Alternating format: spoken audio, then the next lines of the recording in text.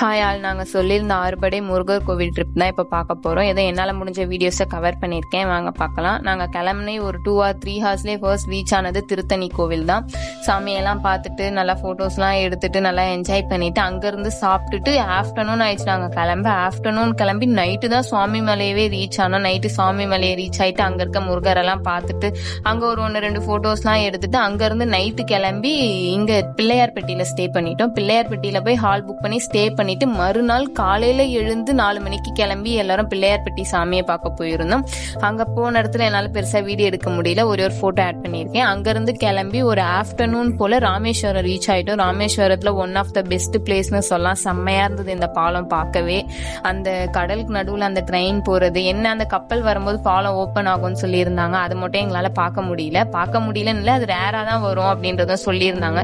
இவ்வளோத்தையும் வேற நாங்க போகும்போது பார்க்கல, வரும்போது தான் நிறுத்தினாங்க. அதுவும் நிறுத்த சொல்லி கேட்டு நின்று இதெல்லாம் பார்த்துட்டு வந்தோம். அதனால எல்லாரும் எங்களுக்காக வெயிட் பண்ணியிருந்தாங்க பஸ்ல. அதனால டாடா பாய் பாய்ன்ற மாதிரி ராமேஸ்வரத்துக்கு காமிச்சிட்டு கிளம்பிட்டோம். இதோட அடுத்த வீடியோல பார்க்கலாம். பாய் பாய்.